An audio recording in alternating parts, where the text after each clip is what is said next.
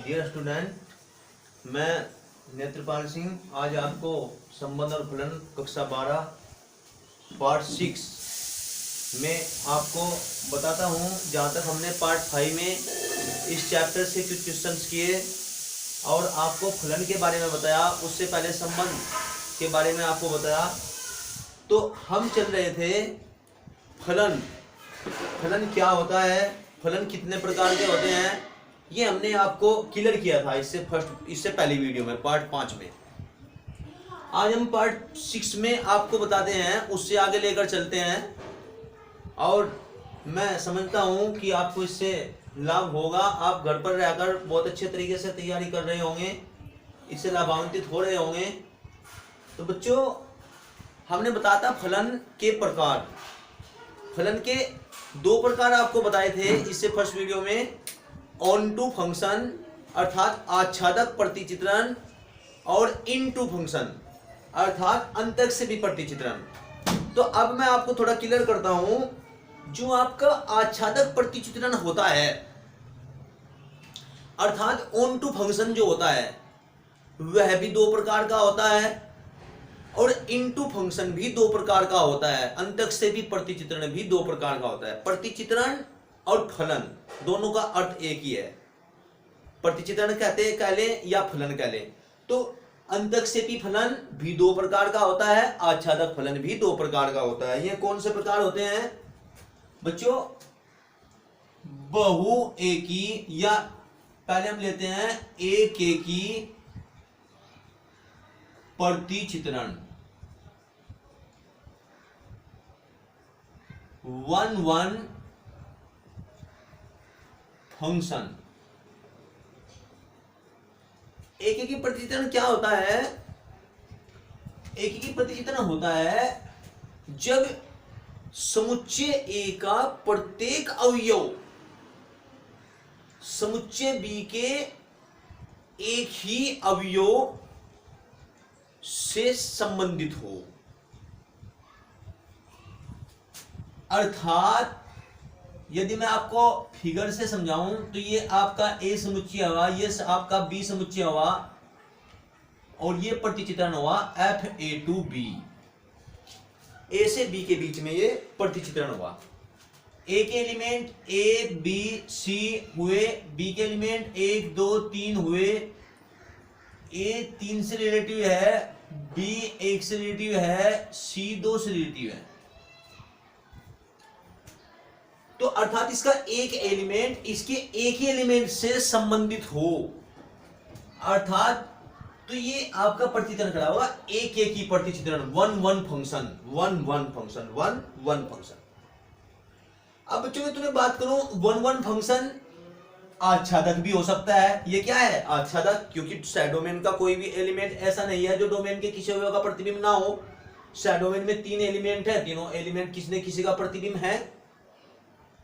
और ये प्रतिचित्रण अंतःक्षेपी भी हो सकता है। सपोज करो इसमें एक एलिमेंट होल हो जाए डोमेन में, तो डोमेन का एक एलिमेंट ऐसा हुआ जो डोमेन के किसी अवयव का प्रतिबिंब नहीं हुआ है, तो फिर भी है एक ही, लेकिन अब यह एक ही अंतःक्षेपी है।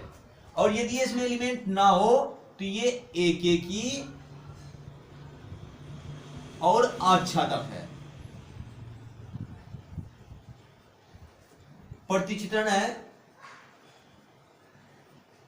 और यदि ए बी सी 1 2 3 4 ए से बी में प्रतिचित्रण हो, ए इसके साथ, बी इसके साथ, सी इसके साथ, तो ये भी ए से बी में फलन है।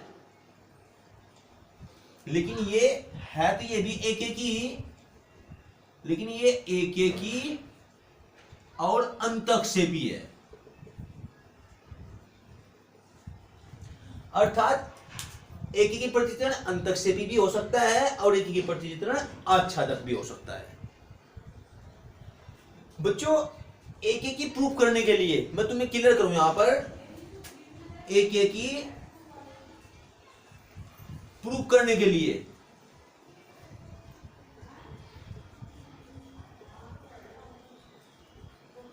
क्या कंडीशन होती है?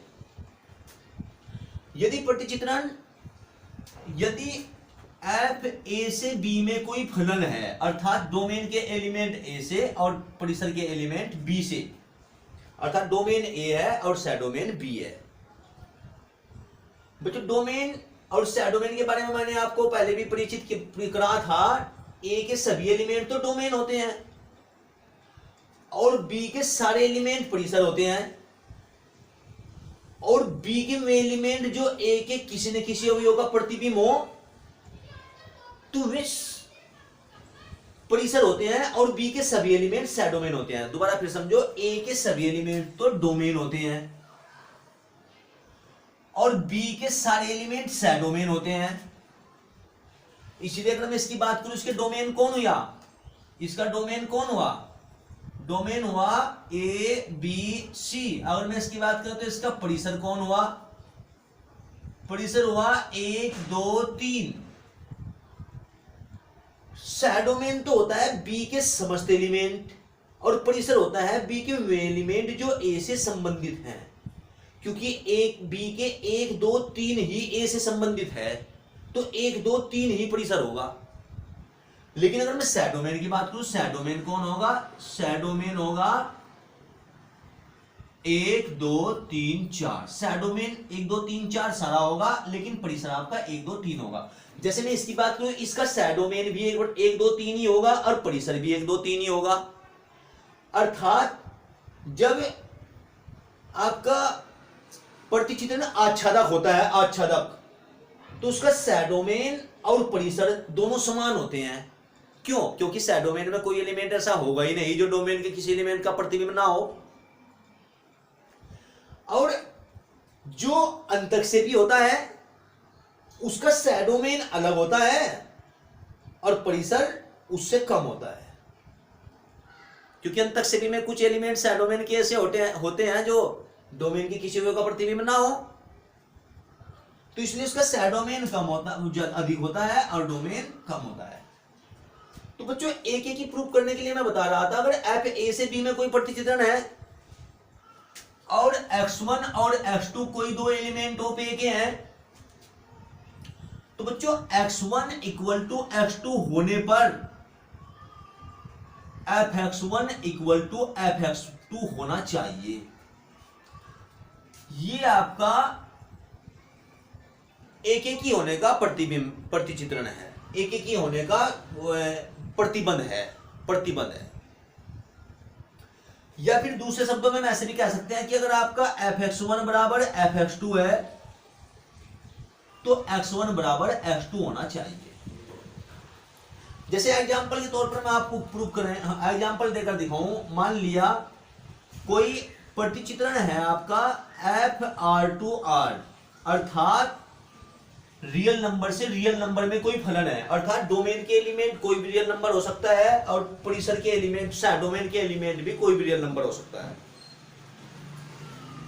क्या है, ए से बी में FR2R है, कैसा है, fx बराबर 2x है।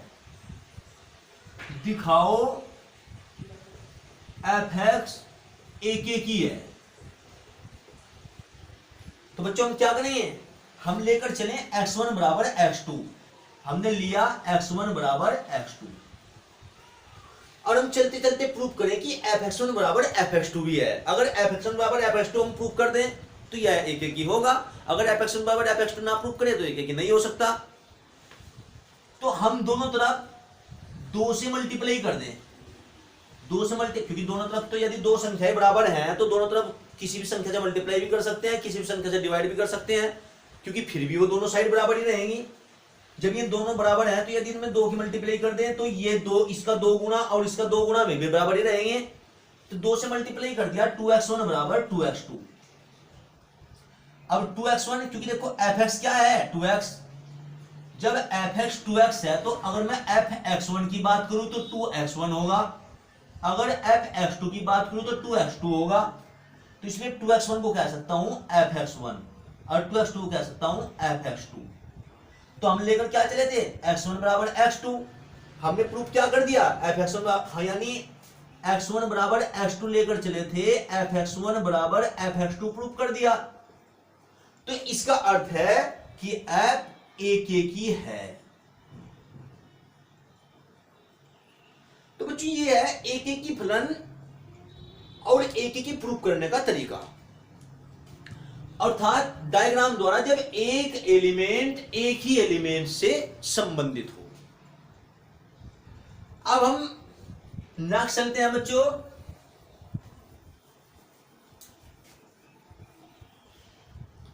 बहुएकी प्रतिचित्रण। बहुएकी प्रतिचित्रण many one function. Many one function, अगर आप मनी वन फंक्शन के बारे में देखें तो मनी वन फंक्शन क्या होता है? बहुत से एक ही एक के साथ। जब बहुत से एलिमेंट, बहुत से का अर्थ एक से अधिक एलिमेंट, समुच्चय ए का एक से अधिक एलिमेंट समुच्चय बी के एक एलिमेंट से संबंधित हो। जैसे फिगर द्वारा आपको दिखाएं तो ये आपका समुच्चय ए है, ये आपका समुच्चय बी है। एक एलिमेंट ए बी सी है, डी है, और बी के एलिमेंट 1 2 3 4 5 6। एक से संबंधित है, बी भी एक से संबंधित है, सी 2 से संबंधित है, डी 3 4 से संबंधित है। चलो ये क्या है? ये ए से बी में प्रतिचित्रण है। बच्चों मनी वन बहुएकी प्रतिचित्रण अंतक से भी हो सकता है। जैसे ये क्या हुआ? ये हुआ बहुएकी अंतक सेपी। क्यों? बहु एक ही, बहुत से एक के साथ, और अंतक सेपी क्योंकि खाली भी पड़े हैं सह डोमेन के कुछ एलिमेंट, अंतक सेपी। यदि मैं इसमें 5 6 को मिटो दूं तो ये बन जाएगा बहु एकी आच्छादक। यदि 5 और 3 को मिटो दें, क्योंकि सह डोमेन का कोई एलिमेंट ऐसा नहीं रहा जो डोमेन के किसी का प्रतिबिंब ना हो, तो ये बन जाएगा बहु एकी आच्छादक। तो बच्चों अब हम बात करें, रटने की आवश्यकता नहीं, बहु एकी बहुत से एक के साथ। देखो मैंने तुम्हें बताया था कि प्रतिचित्रण की डेफिनेशन में बताया था कि समुच्चय ए का प्रत्येक एलिमेंट समुच्चय बी के अद्वितीय एलिमेंट से संबंधित हो तो वह प्रतिचित्रण कहलाता है। अर्थात समुच्चय ए का एक एलिमेंट समुच्चय बी के एक से अधिक एलिमेंट के साथ संबंधित ना हो।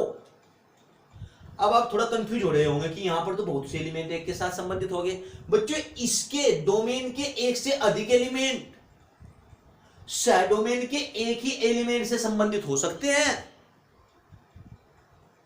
लेकिन सह डोमेन के एक से अधिक एलिमेंट डोमेन के एक ही एलिमेंट के साथ, एक ही एलिमेंट का प्रतिबिंब नहीं हो सकते। क्यों? चलो मैं इसके लिए तुम्हें थोड़ा क्लियर करता हूं। सपोज करो बहुत से एलिमेंट एक से संबंधित हैं, तो प्रतिचित्रण क्या हुआ? ए 1, बी 1, सी 2, डी 4। तो बहुत से एलिमेंट एक से एक संबंधित होने के लिए डोमेन के एलिमेंटों का रिपीटेशन तो नहीं हुआ। डोमेन के एलिमेंट तो अलग अलग ही हुए, ए 1, बी 1, और कंडीशन क्या है कि डोमेन के एलिमेंट रिपीट नहीं होने चाहिए। तो डोमेन के एलिमेंट तो रिपीट नहीं हो रहे, तो फिर इसके बहुत से इसके एक का प्रतिबिंब क्यों नहीं हो सकते? देखो मान लिया इसके आपका ए बी सी 1 2 3, मान लीजिए आपका इसके एक से ज्यादा एक से ही एक का ही प्रतिबिंब हो, तो प्रतिचित्रण क्या होगा? ए 1, ए 2, बी 3, सी 4। तो ये नहीं प्रतिचित्रण हो सकता, क्योंकि देखो डोमेन के एलिमेंटों का रिपीटेशन हो गया, पुनरावृत्ति होगी, क्योंकि डोमेन के एलिमेंट एक से अधिक बार एक जैसे आ गए, एक ही एलिमेंट एक से अधिक बार आ गया, तो ये प्रतिचित्रण नहीं होगा, ये आपका फलन नहीं होगा। तो इसलिए आपके इसके अधिक एलिमेंट इसके एक का ही प्रतिबिंब नहीं हो सकते, लेकिन इसके अधिक एलिमेंट इसके एक के साथ संबंधित अवश्य हो सकते हैं। तो बच्चों ये प्रतिचित्रण होगा आपका बहुएकी प्रतिचित्रण। और बहुएकी प्रूफ करने के लिए आप क्या करेंगे, मैं आपको समझाऊं। बहुएकी प्रूफ करने के लिए यही आपकी कंडीशन, बहुएकी सिद्ध करने के लिए या तो आप दिखाएं कि उसके एक से अधिक एलिमेंट का प्रतिबिंब सह-डोमेन में एक ही है, एक का भी प्रतिबिंब वही है, दो का भी प्रतिबिंब वही है, तीन का भी प्रतिबिंब वही है, ऐसा दिखा दें आप तो आपका बहुएकी सिद्ध हो जाएगा। या फिर देखो आप x, अगर f a से b में कोई प्रतिचित्रण है और x1 x2 एलिमेंटों पे है, अर्थात x1 x2 a के कोई एलिमेंट है, तो x1 बराबर x2 होने पर fx1 is not equal to fx2 होगा। यानी x1 बराबर x2 लेकर चले तो fx1 is not equal to fx2 होगा। ये आपका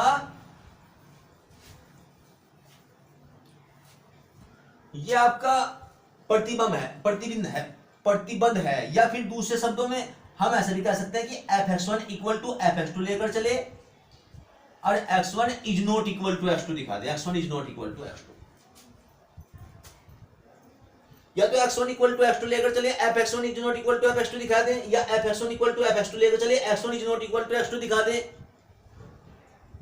तो बच्चों ये आपका बहुएकी दिखाने का प्रतिबंध हुआ। जैसे मैं एग्जांपल आपको क्लियर करूंगा एग्जांपल से, यदि आपका कोई प्रतिचित्रण n2n है, मतलब डोमेन के एलिमेंट कोई भी प्राकृतिक संख्या है, सह डोमेन के एलिमेंट कोई भी प्राकृतिक संख्या है,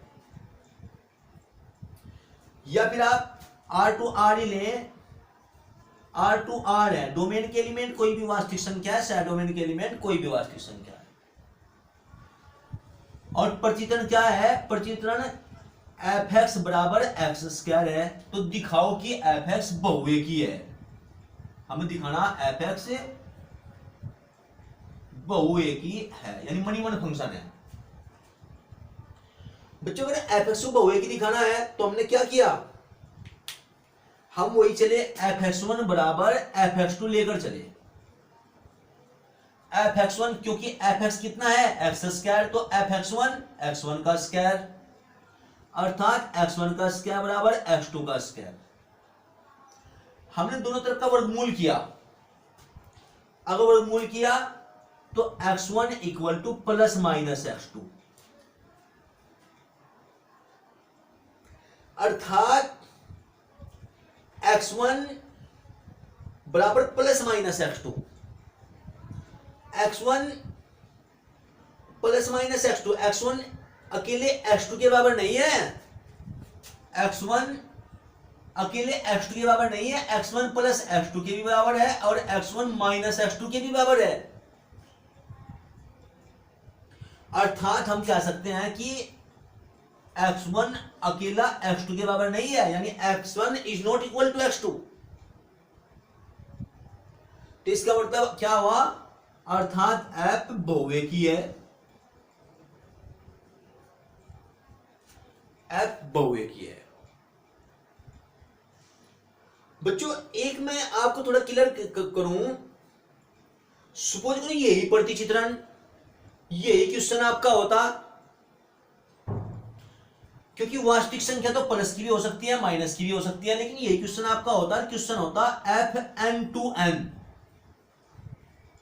अर्थात प्राकृतिक संख्या से प्राकृतिक संख्या में फलन था, अर्थात डोमेन के एलिमेंट कोई भी प्राकृतिक संख्या, सह डोमेन के एलिमेंट कोई भी प्राकृतिक संख्या। तो हमें ये दिखाना होता है कि ये दिखाओ ये है, तो ये फिर बहुएकी नहीं हो सकता था। देखो आप क्लियर करें, फंक्शन वही है, सेम जुगा दो। यदि ये FR2R था, रियल नंबर से रियल नंबर में था, तो ये बहुएकी था, लेकिन यदि यही फंक्शन n2n में हुआ तो ये आपका एक ही होगा। तो कैसे होगा, देखो एक ही हमने दिखा, fx1 बराबर fx2 लिया, fx1 की वैल्यू x1 स्क्वायर, fx2 की वैल्यू x2 स्क्वायर, अर्थात x1 square equal to x2 square, दोनों तरफ का वर्गमूल किया। यदि वर्गमूल किया तो x1 बराबर प्लस माइनस x2। लेकिन बच्चों फंक्शन आपका प्राकृतिक संख्याओं से प्राकृतिक संख्याओं में है, डोमेन के एलिमेंट प्राकृतिक संख्या है, सह डोमेन के एलिमेंट प्राकृतिक संख्या है, क्योंकि प्राकृतिक संख्या एक से शुरू होती है, 1 2 3 4 5 6 7 8 9 10। प्राकृतिक संख्या एक से कम तो होती नहीं, -1, -2, -3, -4 तो प्राकृतिक संख्या होती नहीं। तो इसलिए इस फलन में डोमेन या डोमेन की कोई भी एलिमेंट निगेटिव तो होंगे ही नहीं, क्योंकि डोमेन के एलिमेंट भी ना प्राकृतिक संख्या में से निकले हैं और डोमेन के एलिमेंट भी प्राकृतिक संख्या के एलिमेंट है। तो इसलिए -x2 तो इसमें होगा ही नहीं। हालांकि वर्गमूल करेंगे तो x2 का स्क्वायर प्लस -x2 होगा, लेकिन -x2 इसमें होगा नहीं। तो इसलिए x1 बराबर x2, और जब x1 बराबर x2 है तो f क्या होगा, f एक ही होगा। अर्थात वही फंक्शन, यदि आपका फंक्शन n to n में होगा तो एक ही है, लेकिन वही फंक्शन जब आपका r to r में होगा तो बहुएकी है। तो इस तरीके से हम एकीकी और बहुएकी प्रूफ कर सकते हैं। तो बच्चों आपको यदि क्लियर करें तो इस तरीके से आपके फलन कितने प्रकार के हुए, फलन के कितने प्रकार हुए, फलन के प्रकार हुए 4। पहला आच्छादक एकेकी, दूसरा आच्छादक बहुएकी, तीसरा अंतक्षेपी एकेकी, चौथा अंतक्षेपी बहुएकी। तो 4 फलन हुए आपके। अब हमने आपको सिखा कि बहुएकी प्रूफ कैसे करते हैं, अंतक्षेपी प्रूफ कैसे करते हैं, क्योंकि यही क्वेश्चन आपके आने हैं। सिद्ध कीजिए फलन बहुएकी है, सिद्ध कीजिए फलन अंतक्षेपी है, सिद्ध कीजिए फलन आच्छादक है, सिद्ध कीजिए फलन एकेकी है। अभी हमने आपको ये तो नहीं बताया कि आच्छादक और अंतक्षेपी कैसे प्रूफ करते हैं। तो बच्चों मैं उसके लिए भी आपको बताता हूं थोड़ा। यदि आपको कोई फलन आच्छादक प्रूफ करना है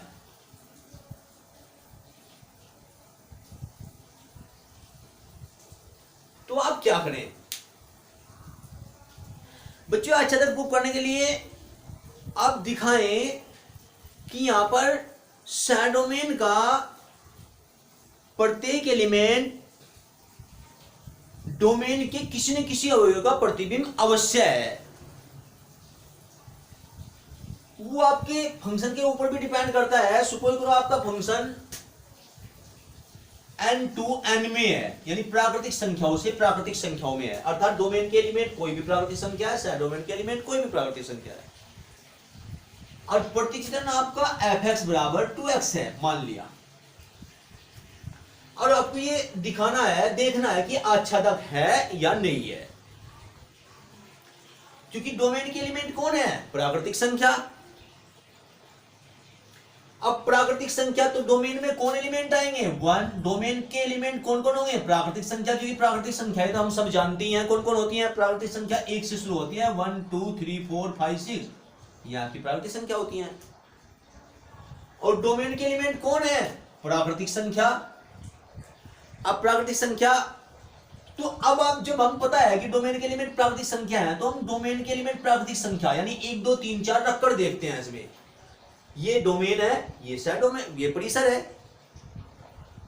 हम x बराबर 1 रखें तो f1 बराबर 2 × 1 2। हम x बराबर 2 रखें तो f2 बराबर 2 × 2 4। हम x बराबर 3 रखें तो f3 बराबर 2 × 3 6। इस तरीके से हम रखते चले जाएं तो हम क्या देखते हैं कि इस फलन में फलन है में a, क्योंकि फलन किससे किस में है, नेचुरल नंबर से नेचुरल नंबर में, अर्थात डोमेन के एलिमेंट कौन है, नेचुरल नंबर आदि आदि। डोमेन के एलिमेंट कौन है, नेचुरल नंबर आदि आदि। तो एक किससे संबंधित है, एक का प्रतिचित्रण कौन है, 2, और 2 का प्रतिचित्रण कौन है, 4, और 3 का प्रतितन कौन है 6, और 4 का प्रतितन कौन होगा इस तरीके से 8। तो बच्चों हमने देखा कि 1 का प्रतिचित्रण 2 है, 2 का प्रतिचित्रण 4 है, 3 का प्रतिचित्रण 6 है। तो यदि मैं बात करूं 1 तो किसी का प्रतिचित्रण है ही नहीं, प्रतिबिंब है ही नहीं, 3 तो किसी का प्रतिबिंब है ही नहीं, 5 तो किसी का प्रतिबिंब है ही नहीं, 7 तो किसी का प्रतिबिंब है ही नहीं। अर्थात सैडोमेन के बहुत से अवयव जैसे 1 3 5 7 आदि ऐसे हैं जो डोमेन के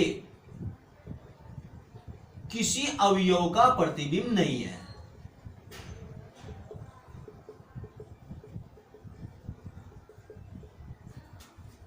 तो बच्चों जब ये डोमेन के किसी अवयव का प्रतिबिंब नहीं हुआ तो इसका मतलब सैडोमेन के बहुत से एलिमेंट रिक्त हैं। जब सैडोमेन के बहुत से एलिमेंट रिक्त हैं अतः क्या होगा, ये आच्छादक नहीं होगा, आच्छादक नहीं होगा।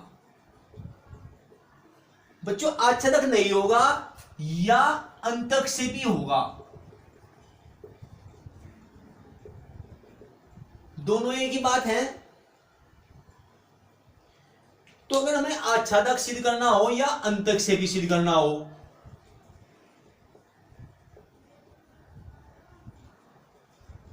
तो उसके लिए क्या करना है, यदि आपका n से n में है फंक्शन तो आप डोमेन में n यानी प्राकृतिक संख्या रखकर देख लें और देखें कि डोमेन के सभी एलिमेंट सैडोमेन के सभी एलिमेंट के साथ रिलेटिव है या नहीं है। अर्थात सैडोमेन का प्रत्येक एलिमेंट डोमेन के किसी न किसी अवयव का प्रतिबिंब है या नहीं है।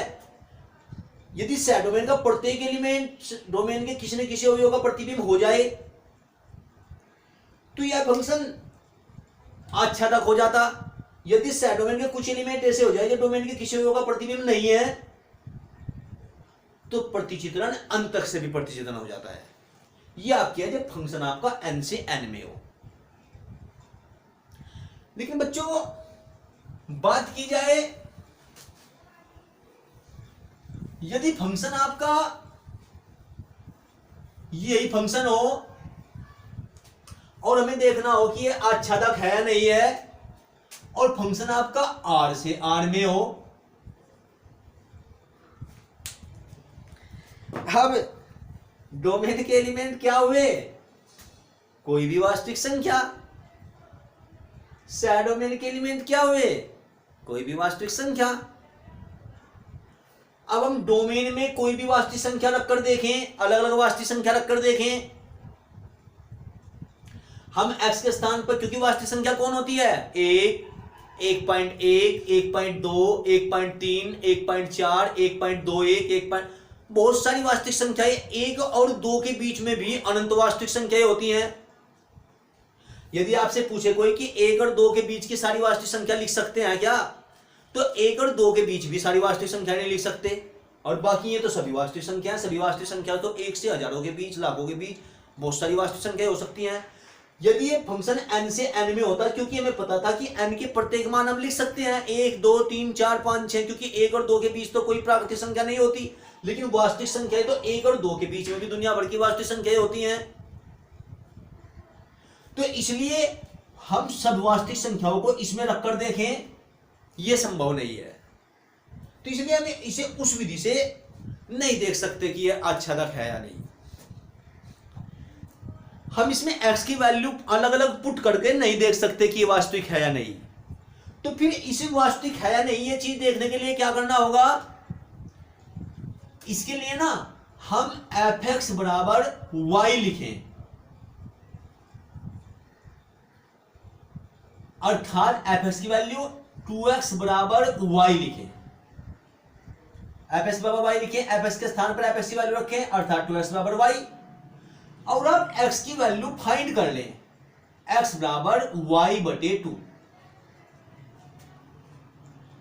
और ये x की वैल्यू आप fx में पुट करें, रखें।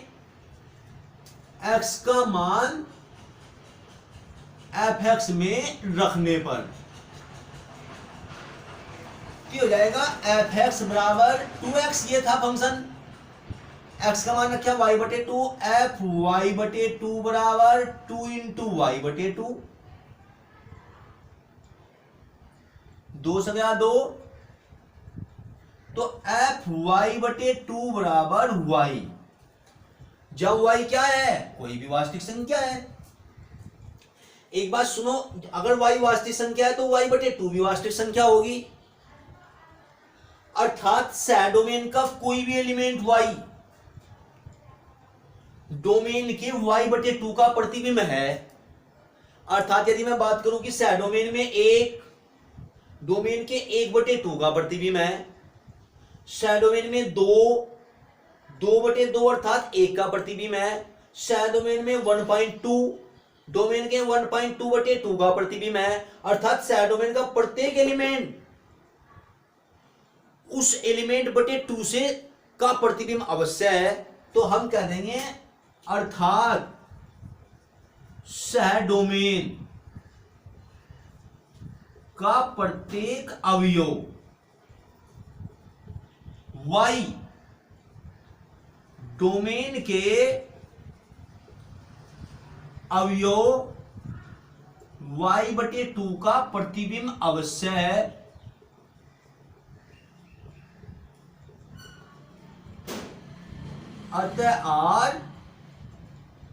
अतएव आच्छादक है,